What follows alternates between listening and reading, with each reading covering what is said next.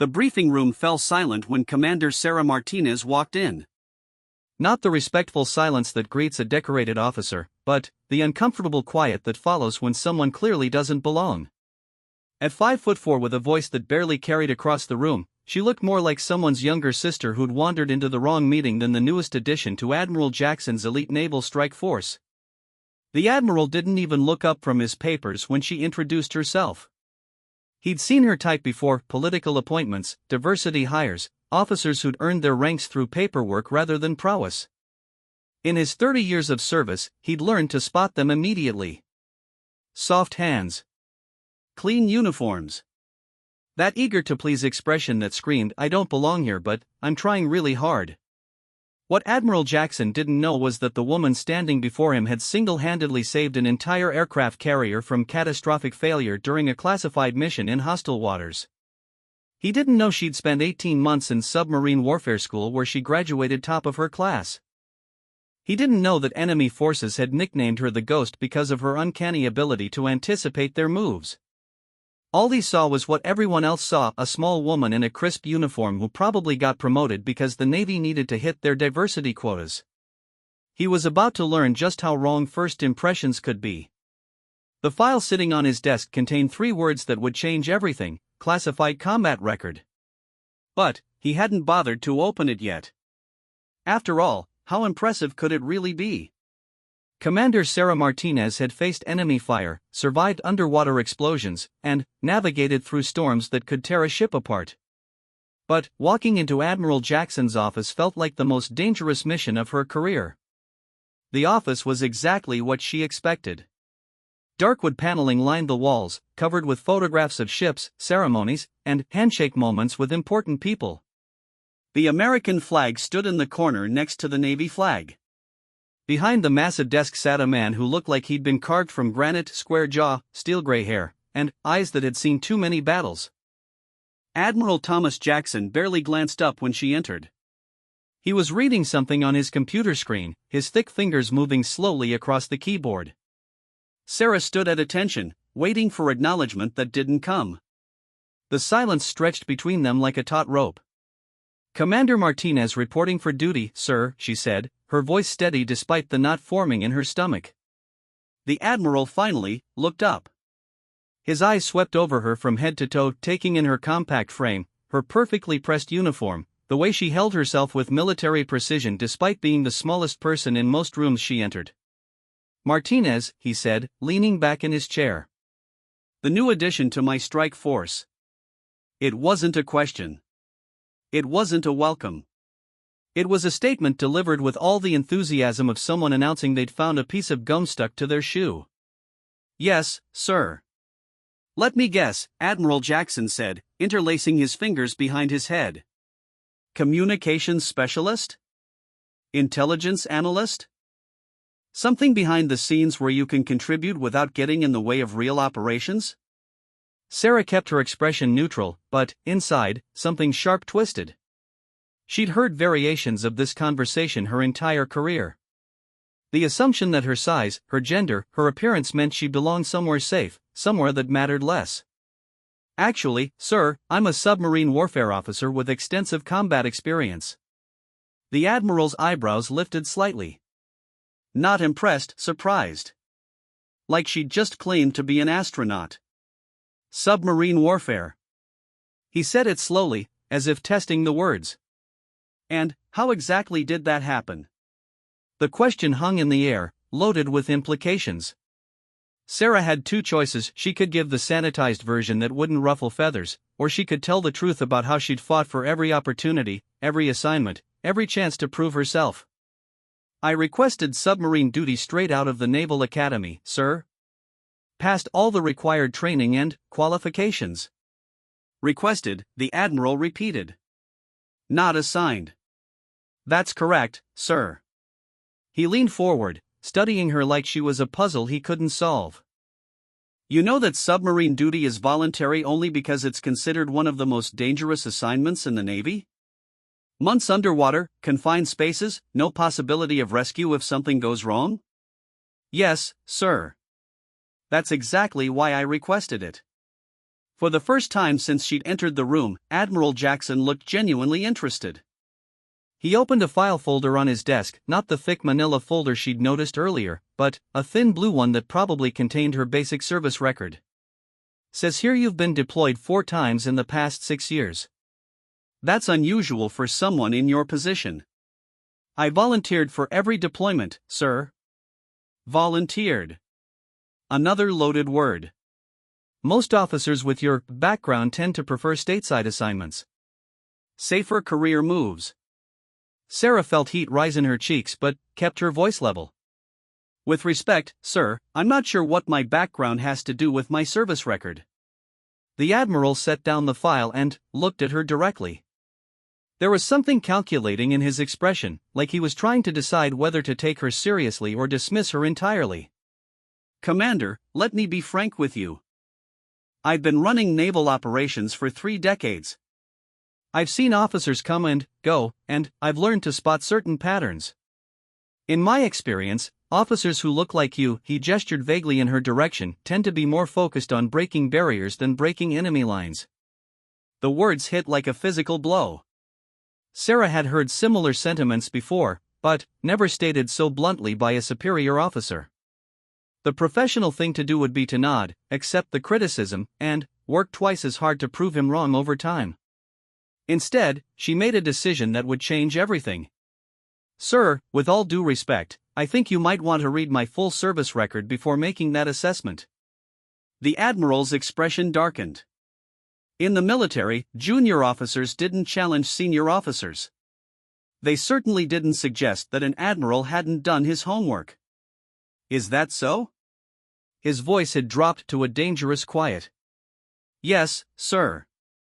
My complete combat record is classified, but you have the clearance to access it. File designation November 77 Alpha under my service number. Admiral Jackson stared at her for a long moment. She could practically see him weighing his options, put her in her place immediately, or indulge what he clearly saw as misplaced confidence. Curiosity won. He turned to his computer and began typing. Sarah watched his face as he navigated through security clearance levels she couldn't access herself. She knew what he was going to find, but she also knew he wouldn't believe it until he read it with his own eyes. The typing stopped. The Admiral's expression changed from skeptical to confused to something approaching shock. Operation Deep Strike, he said quietly, reading from the screen. Submarine USS Virginia. Emergency surfacing protocol, enemy engagement. His voice trailed off. Sarah remained at attention, watching as Admiral Jackson's entire perception of her began to crumble and rebuild itself with each line he read. It says here you prevented a catastrophic reactor failure while under enemy fire. He looked up at her, then back at the screen. You were the acting commanding officer. The captain was injured in the initial attack, sir. I was next in the chain of command. Acting commanding officer of a nuclear submarine. At 29 years old. Yes, sir. The Admiral continued reading, his expression growing more serious with each paragraph. Sarah knew the story he was discovering, the 18 hours she'd spent keeping the USS Virginia operational while surrounded by hostile forces, the decisions she'd made that saved 134 lives, the commendation that came with a classification level so high that most of her own family would never know what she'd really done. The Ghost, Admiral Jackson said suddenly. You're called the Ghost. Sarah blinked, surprised. That nickname was buried deep in classified files. The fact that he'd found it meant he was reading intelligence reports she'd never seen. I wasn't aware that designation was in my official record, sir. It's not in your official record. It's in enemy communications we intercepted. The Admiral leaned back in his chair, studying her with completely different eyes. They gave you a nickname, Commander. The enemy gave you a nickname. The room fell silent again, but this time the silence had weight to it. Sarah could feel the exact moment when Admiral Jackson's assessment of her shifted from dismissive to dangerous respect. Sit down, Commander, he said, gesturing to the chair across from his desk. I think we need to have a different conversation. Sarah took the seat, maintaining her military posture even seated. The Admiral was still reading from the screen, occasionally shaking his head or muttering under his breath. 6 confirmed enemy vessels neutralized, he read aloud. Classified weapons systems deployment. Psychological warfare tactics. He looked up at her. Psychological warfare? The submarine is designed to be invisible, sir. I used that to our advantage. You made them think they were being hunted by something that couldn't exist. It wasn't a question. Fear is often more effective than force, sir. Admiral Jackson closed the file and sat back in his chair. When he looked at her now, she could see him recalculating everything, not just his opinion of her, but his understanding of what she might be capable of. Commander, I owe you an apology, he said finally.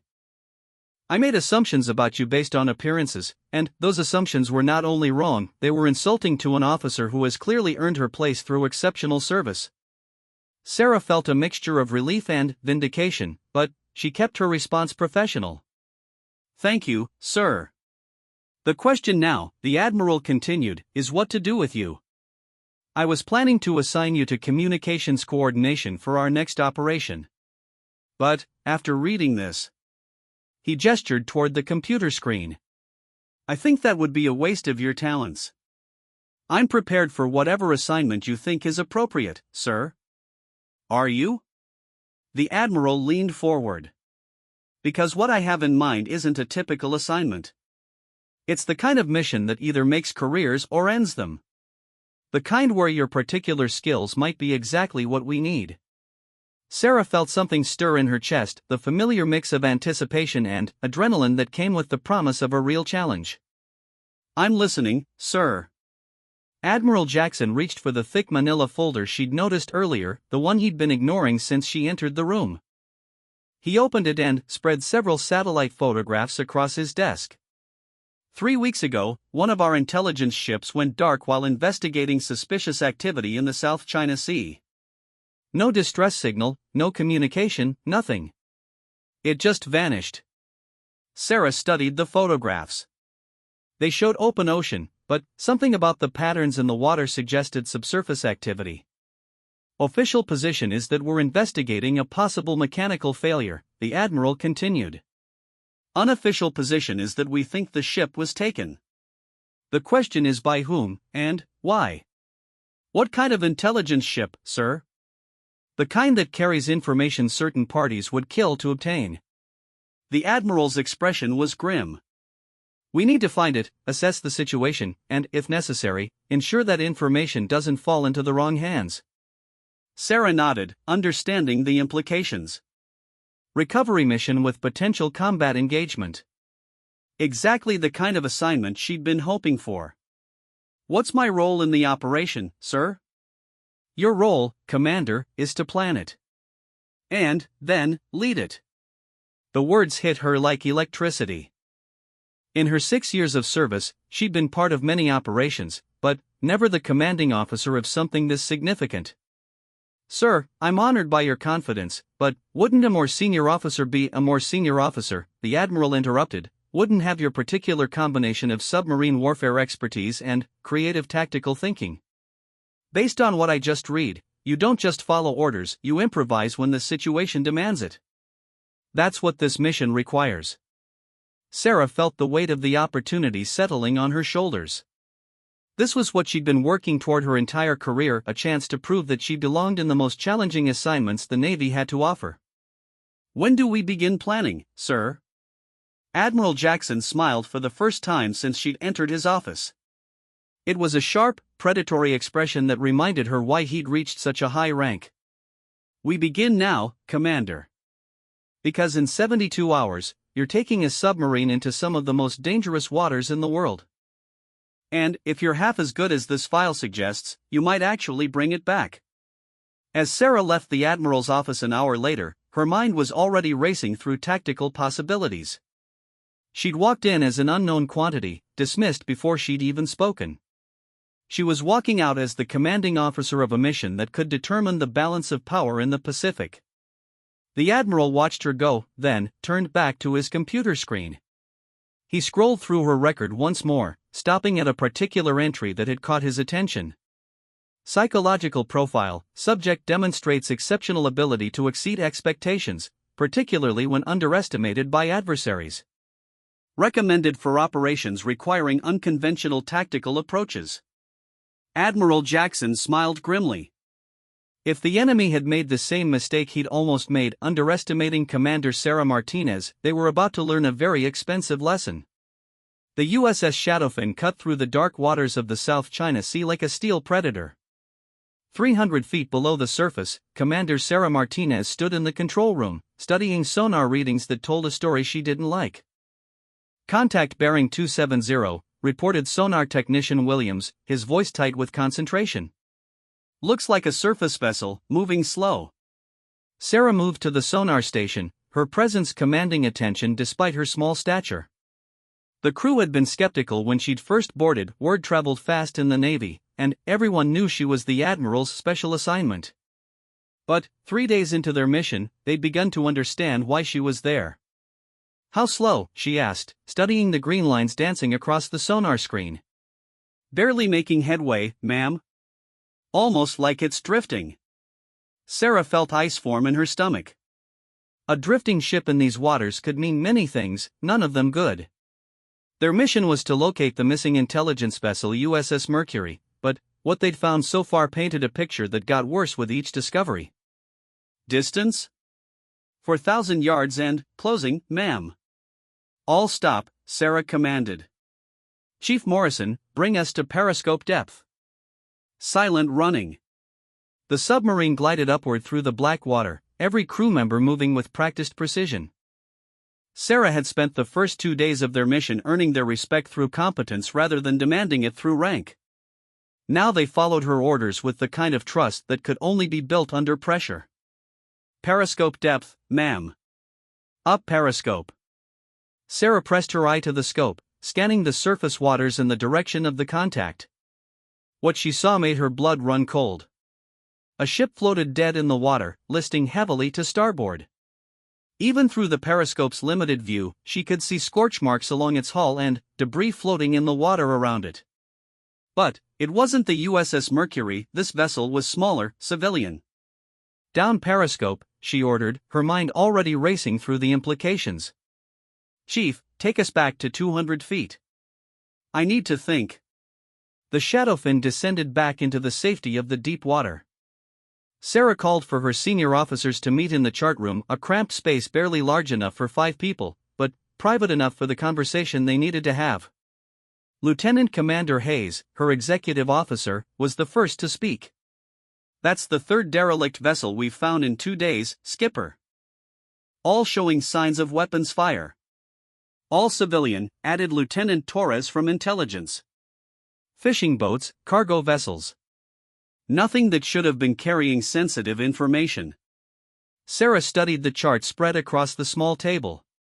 Red X's marked the locations where they'd found evidence of violence: burned ships, debris fields, oil slicks that told stories of destruction. They formed a rough pattern around the last known position of the USS Mercury. "They're cleaning up," she said quietly. "Whatever happened to our intelligence ship, someone is making sure there are no witnesses." Chief Morrison, the boat's senior enlisted man, shifted uncomfortably. "Ma'am, if they're willing to sink civilian vessels to keep this quiet, what do you think they'll do if they find us?" It was a fair question. Sarah looked around the small room at faces that had come to trust her judgment. These men had families, lives they wanted to return to. But they also had a mission, and somewhere in these waters was a ship full of their fellow sailors who might still be alive. "Chief, in your opinion, what's our best tactical advantage right now?" Morrison thought for a moment. "They don't know we're here, ma'am. We're invisible as long as we stay submerged and quiet." "Exactly." Sarah turned to Lieutenant Torres. "What's the intelligence value of the Mercury? What were they carrying that's worth killing civilians to protect?" Torres glanced around the room nervously. "Ma'am, that information is classified above my level." "Admiral Jackson briefed you separately on quantum encryption keys," Sarah interrupted. "The Mercury was carrying the new generation of encryption technology that could make our entire communications network unbreakable." In the wrong hands, it could also be used to break everyone else's codes. The room fell silent. They all understood what that meant. Whoever had taken the Mercury hadn't just captured a ship, they'd potentially gained access to technology that could shift the balance of global power. So we're not just looking for our people, Hayes said slowly. We're trying to prevent a technological disaster. That's right. And, whoever has the Mercury has already shown they'll kill to keep it. Sarah traced her finger along the chart, following the pattern of destroyed vessels. But, they made one mistake. They're operating like conventional surface forces, cruising around, cleaning up evidence. They're not thinking about what's underneath them. Chief Morrison grinned, understanding where she was going. They can't see us, but we can see them. Exactly. So we're going to use their strength against them. Lieutenant Torres, I need you to analyze the pattern of these attacks. Figure out where they're likely to strike next. Already on it, ma'am. Based on shipping routes and the timeline of incidents, I think they're working their way east. There's a small fishing fleet about 30 miles from here that fits their pattern. Sarah felt the familiar sensation of pieces clicking into place the moment when chaotic information suddenly formed a clear picture. She'd felt it before, during the operation that had earned her the nickname the Ghost. How long until they reach that fishing fleet? At their current rate of movement, maybe 6 hours. Perfect. Sarah stood, her decision made. We're going to get there first. And, when they show up to silence those fishermen, we're going to be waiting. Lieutenant Commander Hayes looked concerned. Skipper, our orders were reconnaissance only. We're supposed to locate the Mercury and report back. Our orders were to assess the situation and ensure sensitive information doesn't fall into enemy hands, Sarah corrected. I'm assessing that the situation requires immediate intervention. She could see the doubt in their faces, not doubt about her competence, but about the wisdom of engaging an unknown enemy with a single submarine. It was exactly the kind of aggressive decision-making that had saved the USS Virginia, but it was also the kind that could get them all killed. Ma'am, Chief Morrison said carefully, we don't even know what we're up against. Could be a single vessel, could be an entire fleet. That's why we're going to find out. Torres, I need you to prepare a full intelligence package on likely adversaries in this area. Hayes, plot a course to intercept that fishing fleet. Morrison, I want this boat ready for anything: weapons systems, evasion tactics, emergency procedures. And if we find the Mercury? Hayes asked. Sarah was quiet for a long moment, considering possibilities. If we find our people alive, we extract them. If we find them dead, we make sure whoever killed them pays for it. And, no matter what, that encryption technology doesn't leave these waters in enemy hands.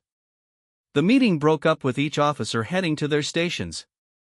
Sarah remained in the chart room, staring at the red X's that marked the graves of innocent civilians. She thought about Admiral Jackson's words, that this mission would either make her career or end it. She was beginning to understand that it might do both. 6 hours later, the USS Shadowfin lay motionless on the ocean floor, 400 feet below the small fishing fleet. Sarah watched the sonar screen as 3 vessels moved through the water above them, 2 fishing boats and a small cargo ship, all going about their normal business, unaware of the danger approaching from the west. Contact, Williams reported from sonar. Large vessel approaching from bearing 290. Multiple screws, heavy displacement. Sarah moved to the sonar station. The signature was unmistakable: a military vessel, probably a destroyer or cruiser, moving with the purposeful speed of a warship on a mission. Range? 12,000 yards and closing. Any other contacts? Williams listened carefully to his instruments. Negative, ma'am. Looks like a single vessel. Sarah frowned. A lone warship attacking civilian vessels was unusual tactical behavior. Most naval forces operated in groups, providing mutual support and redundancy. Unless. Torres, she called to the intelligence officer. Could this be a rogue operation? Someone operating without official sanction? It's possible, ma'am. There have been reports of privateer-style operations in this region, military equipment used by non-state actors. Pirates with destroyers, Chief Morrison muttered. That's a hell of a thing. Sarah watched the sonar screen as the hostile vessel closed the distance to the fishing fleet. At 8,000 yards, she made her decision. Battle stations. Load tubes 1 and 2 with Mark 48 torpedoes. Flood tubes, but keep outer doors closed. The crew moved with practiced efficiency, transforming the submarine from a silent observer into a deadly predator. Sarah felt the familiar surge of adrenaline that came with combat preparation, a heightened awareness, the crystal-clear focus that made everything else fade away. "Ma'am," Hayes said quietly, "once we fire, there's no going back. We'll be committed to this engagement." Sarah nodded, understanding the weight of the decision. If she was wrong about the hostiles' intentions, she'd just started an international incident. If she was right but failed to stop them, her crew would pay the price for her aggression. "Contact is slowing," Williams reported. "Range 6,000 yards." Sarah pressed her eye to the periscope, raising it just enough to scan the surface. The hostile vessel was clearly visible now, a sleek gray warship flying no flag she could identify. As she watched, hatches opened along its deck, revealing the dark mouths of weapon systems. "Weapons hot on the surface, contact," she announced to the crew. This is not a drill. The fishing boats continued their work, unaware that death was approaching at 30 knots. Sarah could see people moving on their decks, crews hauling in nets, children playing in the bow of one vessel. In less than 10 minutes, they would all be dead unless she acted. "Open outer doors on tubes 1 and 2, she commanded. "Solution on the hostile vessel." "Solution ready, ma'am," reported the weapons officer. Sarah took one last look through the periscope. The hostile was turning to bring its guns to bear on the closest fishing boat. She could see the weapon turrets traversing, the predatory grace of a warship preparing to kill. "Fire 1." The submarine shuddered as the torpedo launched, a 3,000-pound weapon accelerating toward its target at 55 knots. Sarah kept her eye pressed to the periscope, watching the surface for signs of impact. "Time to target, 45 seconds, reported the weapons officer. "Fire 2." Reload tubes 1 and 2 with Mark 48s. The second torpedo followed its twin toward the surface, insurance against the possibility that the first might miss or fail to achieve a kill. Sarah counted off the seconds in her head, watching the hostile vessel continue its approach to the fishing fleet. At 20 seconds to impact, the hostile sonar finally detected the incoming torpedoes. The warship began evasive maneuvers, turning hard to port while launching countermeasures, decoys and noisemakers designed to confuse torpedo guidance systems. But the Mark 48 was one of the most sophisticated weapons in the American arsenal, and Sarah had fired from close range. "Impact," Williams announced. Through the periscope, Sarah watched a column of water and fire erupt from the hostile's hull. The first torpedo had struck amidships, probably taking out the engine room. But the vessel was still afloat, still dangerous. Second torpedo impact. The second explosion was even more devastating, breaking the warship's back end, sending it sliding beneath the waves in less than 2 minutes. Sarah watched until the last piece of debris disappeared, then lowered the periscope. The control room was silent except for the quiet hum of electronics. Every crew member was staring at her, understanding that they'd just crossed a line that could never be uncrossed. "Contact destroyed," Sarah announced formally. "Secure from battle stations." But she knew their mission was far from over. Somewhere in these waters was the USS Mercury, and whoever had sent that warship would send more when it failed to report in. The real fight was just beginning. The discovery came 18 hours after the engagement with the hostile warship. Sonar technician Williams had been scanning a deep ocean trench when his instruments picked up something that shouldn't have been there, a metallic signature sitting on the bottom at 800 feet, too regular to be natural. Commander Sarah Martinez studied the sonar reading with growing excitement and dread. The shape was unmistakably that of a submarine, and the dimensions matched the USS Mercury perfectly. But submarines weren't supposed to be sitting motionless on the ocean floor unless something had gone very, very wrong. "Any signs of life?" she asked, though she dreaded the answer. Williams adjusted his instruments, listening for the subtle sounds that would indicate a functioning vessel. No mechanical noise, ma'am. No reactor circulation, no air systems. She's either powered down completely or she's dead. Sarah finished the thought that nobody wanted to voice. The Mercury carried 127 souls, sailors, intelligence officers, and civilian technicians. If the submarine had been forced to the bottom, they were all likely dead, suffocated in the dark when their air ran out. But Sarah had learned not to accept the obvious explanation without proof. During her time as the Ghost, she'd discovered that the most dangerous enemies were often the smartest ones, the ones who understood how to make their victims think exactly what they wanted them to think. Chief Morrison, she called to the senior enlisted man. What's the maximum depth for emergency surfacing on a Mercury-class submarine? Morrison thought for a moment. Crush depth is rated at 1,200 feet, ma'am. But emergency blow systems should work up to about 1,000 feet. So if they're at 800 feet and the boat is intact, they could still surface. In theory, yes ma'am. But only if they have power and their systems are functional. Sarah stared at the sonar screen, pieces of a puzzle clicking together in her mind. The Mercury had vanished without sending a distress signal. They'd found evidence of hostile forces systematically destroying civilian vessels in the area. And now the intelligence ship was sitting on the bottom, silent but potentially salvageable. It's a trap, she said quietly. Lieutenant Commander Hayes looked up from the navigation station. Ma'am? Think about it. If you wanted to capture an American submarine and its technology, what would you do? You can't fight it on the surface. Submarines are designed to disappear. But if you could force it to the bottom, disable its communications, and then wait for rescue ships to arrive. The implications hit the crew like a physical blow. Hayes voiced what they were all thinking. You're saying the Mercury might be intact? That there could be survivors? I'm saying someone very smart might want us to think they're all dead while they wait for us to get close enough to capture. Sarah moved to the chart table, considering their options. Lieutenant Torres, what would be the intelligence value of capturing an American submarine crew alive? Torres looked uncomfortable. Immense, ma'am. Submarine crews have access to classified tactical information, technology specifications, operational procedures. In the right hands, that knowledge could compromise our entire Pacific fleet. So we have to assume the Mercury is being used as bait. The question is whether there are actually survivors aboard, or whether it's just an elaborate trap. Chief Morrison stepped forward. Ma'am, there's one way to find out. Someone has to go down there and take a look. Sarah nodded grimly.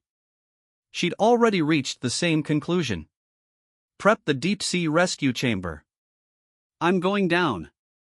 Skipper, regulations require, Hayes began. Regulations require that the commanding officer make decisions based on tactical necessity, Sarah interrupted. And I need someone down there who can assess both the technical condition of that submarine and the likelihood that it's being used against us.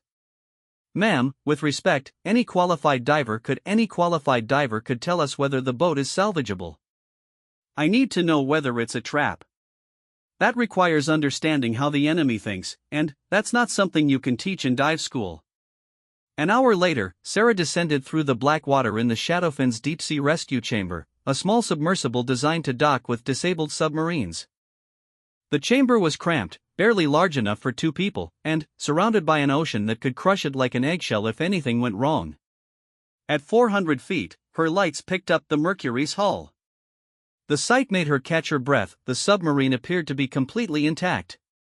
No hull breaches, no obvious damage, just sitting quietly on the bottom like a sleeping giant. Shadowfin, this is Rescue 1, she radioed back to her boat. The Mercury appears undamaged from the outside. Moving to check the escape hatch. She maneuvered the chamber over the submarine's escape hatch, the mechanism that would allow her to dock and transfer between vessels. As she approached, something caught her eye. Scratches in the metal around the hatch, too regular to be accidental. Morse code. Sarah's heart raced as she deciphered the message, enemy aboard. Crew alive. Do not attempt rescue. The message was signed with Captain Morrison's identification code, the Mercury's commanding officer. Sarah stared at the scratched metal, her mind racing through the implications. If the message was real, it meant the Mercury crew was alive but under enemy control. If it was fake, it was an elaborate deception designed to keep rescue forces away. Either way, she was now close enough to the trap that it didn't matter. Shadowfin, Rescue 1. I'm detecting signs of the water around her exploded into motion. Her lights revealed shapes moving in the darkness, combat divers, armed with weapons designed to disable small craft like hers. She'd been so focused on the submarine below that she'd missed the ambush waiting above. Enemy divers in the water, she radioed, throwing the rescue chamber into evasive maneuvers. I count at least 4 contacts. They're trying to disable my craft. Through her viewports, she could see the divers working with professional efficiency. These weren't pirates or irregulars, they were military specialists, probably special forces trained for underwater combat. One of them was already attaching something to her hull. Shadowfin, they're placing charges on my vehicle. If they succeed in disabling me, they'll have 2 American submarines instead of 1. She could hear Hayes's voice crackling over the radio, Rescue 1, abort the mission. Surface immediately. But Sarah was already making a different calculation. The rescue chamber had one advantage the enemy might not have anticipated: it was designed to survive in the hostile environment of the deep ocean. And she'd spent enough time in submarines to know that most combat divers carried limited air supplies. Instead of surfacing, she dove deeper. The chamber plunged toward the ocean floor, using the Mercury's bulk to break contact with the pursuing divers. Sarah pushed the small craft to its maximum rated depth, betting that her pursuers wouldn't be able to follow her into the crushing darkness. At 900 feet, she leveled off and killed her external lights. The chamber drifted in absolute darkness, silent except for the sound of her own breathing. She waited, counting seconds and listening for signs of pursuit. Nothing. After 10 minutes, she carefully reactivated her sonar. The enemy divers had retreated to shallower water, probably limited by their air supplies. But she could see something else on her screen: another submarine, larger than the Mercury, sitting in the darkness about 2 miles away. Shadowfin, Rescue 1. I have a visual on what appears to be a hostile submarine approximately 2 miles northeast of the Mercury's position. It's much larger than anything in our fleet. Hayes's voice crackled back, can you identify the class? Sarah studied her sonar readings, comparing them to her knowledge of international submarine designs. The signature was unlike anything she'd seen before: too large for attack operations, too heavily armed for research. It's not in our database, she reported. But, based on the size and configuration, I'd say it's designed for special operations. Probably equipped for extended underwater operations and large-scale cargo transport. The pieces suddenly fell into place with terrifying clarity. The systematic destruction of civilian vessels, the capture of the Mercury, the elaborate trap. It wasn't random piracy or even state-sponsored terrorism. It was a carefully planned operation to capture American submarine technology and personnel for reverse engineering. Shadowfin, I think we're looking at a technology theft operation. They're not trying to destroy our capabilities, they're trying to steal them. Understood, Rescue 1. What's your assessment of the Mercury? Sarah looked down at the dark outline of the intelligence submarine. The crew was almost certainly alive. Dead sailors had no intelligence value. But they were trapped, held as bait to lure more American vessels into the same trap that had claimed them. The Mercury is compromised, but I believe the crew is alive. Recommend we. Her transmission was cut off as something massive moved in the water above her. The hostile submarine was rising from its position on the seafloor, its bulk blotting out what little light filtered down from above. Sarah found herself caught between 2 submarines, the captured Mercury below and the hostile vessel above. The rescue chamber suddenly felt very small and very fragile. Shadowfin, the hostile submarine is active and moving to intercept. I'm trapped between. A new voice cut across the radio frequency, speaking accented English. American rescue vessel, you will surface immediately and prepare for boarding. Any attempt to flee will result in the destruction of your submarine and the execution of the Mercury crew. Sarah felt ice form in her veins. The enemy had been listening to her communications, tracking her every move. Worse, they were confident enough to issue ultimatums, which meant they believed they had overwhelming tactical superiority. She was about to prove them wrong. Shadowfin, Rescue 1, she transmitted, her voice calm despite the adrenaline flooding her system. I'm implementing Protocol 7. There was a moment of silence from the Shadowfin. Protocol 7 was an emergency procedure that Sarah had developed during her time as the Ghost, a tactic so aggressive that it had never been officially approved by Navy Command. Rescue 1, are you certain? That protocol carries extreme risk to. I'm certain, Sarah interrupted. Execute on my mark. She guided the rescue chamber directly under the Mercury's hull, using the intelligence submarine as cover from the hostile above. Then, she did something that would have been impossible for any diver without her specific training. She began tapping on the Mercury's hull in Morse code. The message she sent was simple: prepare for emergency blow. 30 seconds. If Captain Morrison and his crew were alive and conscious inside the submarine, they would understand what she was planning. If they weren't, her plan would fail catastrophically. 20 seconds later, an answer came tapped back from inside the Mercury. Ready. Shadowfin, Sarah radioed, Mark. Execute Protocol 7. What happened next took place with the precision of a choreographed ballet performed at lethal speed. The USS Shadowfin launched 2 torpedoes at the hostile submarine while simultaneously beginning an emergency ascent. The Mercury, responding to Sarah's warning, triggered its emergency ballast blow system and rocketed toward the surface carrying 30 tons of seawater displaced in an explosion of bubbles and noise. Sarah's rescue chamber, caught in the Mercury's updraft, shot toward the surface like a cork from a champagne bottle. The hostile submarine, suddenly faced with 2 American vessels attacking simultaneously from different directions, found itself in the worst possible tactical position. Its weapons systems were designed for single-target engagements, not the chaos of multiple opponents operating in 3 dimensions. The Shadowfin's torpedoes struck just as the Mercury broke the surface, creating a massive underwater explosion that shattered the hostile's pressure hull. The enemy submarine, crushed by the sudden pressure change and torn apart by the torpedo detonations, sank like a stone toward the abyssal depths. Sarah's rescue chamber breached the surface just as the Mercury's hatches opened and survivors began emerging into the sunlight. She could see Captain Morrison's crew helping wounded sailors onto the submarine's deck, their faces showing the exhaustion of people who had been held captive underwater for days. Shadowfin, Rescue 1, she radioed, her voice shaking with relief and adrenaline. Mission accomplished. The Mercury is secure, survivors are confirmed, and the hostile submarine has been neutralized. Admiral Jackson's voice crackled over the radio from half an ocean away. Outstanding work, Commander. What's the status of the intelligence package? Sarah looked across the water at the Mercury, where intelligence officers were already checking their classified equipment. Sir, it appears the encryption technology is intact. Whatever the enemy was planning, we stopped it before they could complete their objective. 6 hours later, both submarines were safely underway, escorted by a fleet of surface vessels that Admiral Jackson had dispatched the moment he'd received Sarah's initial contact report.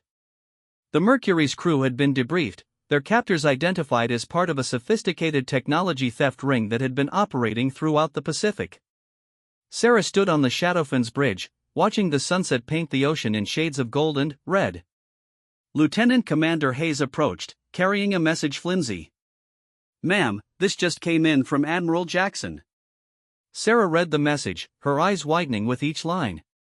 It was a commendation for exceptional leadership under combat conditions, a promotion to full commander, and assignment as Admiral Jackson's Chief of Submarine Operations for the Pacific Fleet.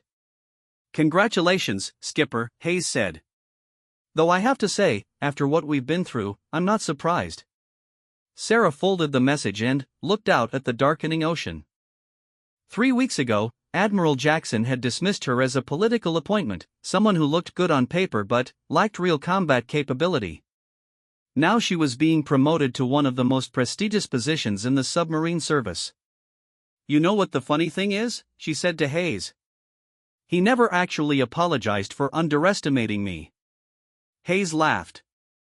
Ma'am, I think saving an entire submarine crew and preventing a major intelligence breach probably counts as an apology. Sarah nodded, thinking about the long journey that had brought her to this moment.